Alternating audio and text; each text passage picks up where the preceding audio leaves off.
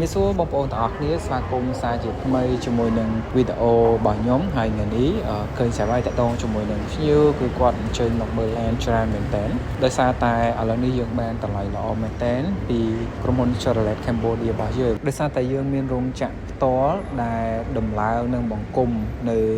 ខាងខេត្តកំពង់ឆ្នាំងណាបងប្អូនហើយតម្លៃយើងបានទទួលបានច្រើនម្ដងមិនថា Chevrolet Cruze មិនថា Chevrolet Captiva ប្រភេទអគ្គិសនីប្រភេទសាំងប្រភេទ plug-in hybrid ក៏ដូចជា Chevrolet Colorado ទេគឺយើងបានតម្លៃល្អមែនតើហើយក្នុងវីដេអូនេះគឺយើងផ្ដោតសំខាន់ទៅលើ Chevrolet Cruze ស៊េរីឆ្នាំ2027ដែលយើងទទួលបានតម្លៃល្អដូចគ្នាពីតម្លៃ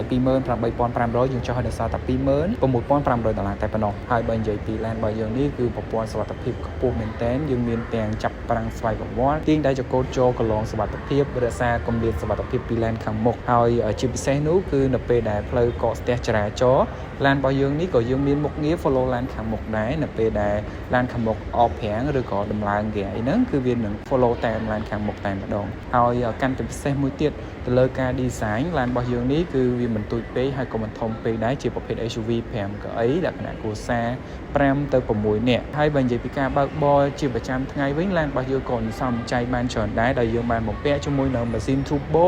1.5 លីត្រក្នុងនោះបង្កើនកម្លាំងសេះបានរហូតដល់147 horsepower ជាមួយនឹងកម្លាំងរមូលកង់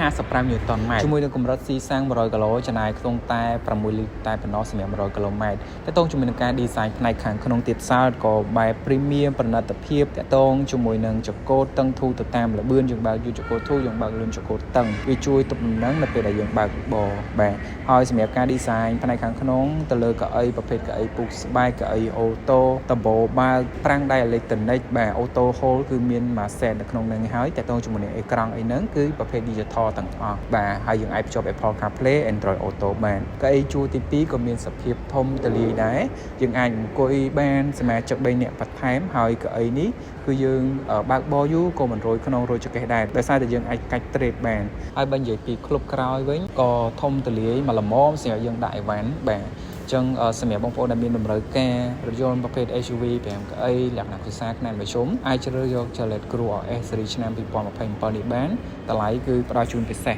ត្រឹមតែ$26,500តែប៉ុណ្ណោះហើយលក្ខខណ្ឌមួយទៀតសម្រាប់បងប្អូនដែលចង់បង់រំលោះក៏អាចចូលរួមបានដែរចូលរួមមុនត្រឹមតែ20%ឬក៏ស្មើនឹង$5,300បង់ប្រចាំខែខ្ទង់តែ300ជាងទេសម្រាប់រយៈពេលយើងបានរហូតដល់8ឆ្នាំចឹងសម្រាប់បងប្អូនដែលមានបំណងចង់ទិញប៉ុន្តែអត់ចង់ចំណាយលុយទិញជាសាច់ប្រាក់សុទ្ធក៏អាចធ្វើការជ្រើសយកលក្ខខណ្ឌនៃការបង់រំលោះបានផងដែរព័ត៌មានល្អិតបន្ថែមតកតងជាមួយនឹងតារាងបង់រំលោះក៏ដូចជាព័ត៌មានឡានអាចតកតងមកខ្ញុំបានបន្តបានខ្ញុំបាទហើយសូមអរគុណសូមជម្រាបជួបគ្នានៅវីដេអូក្រោយ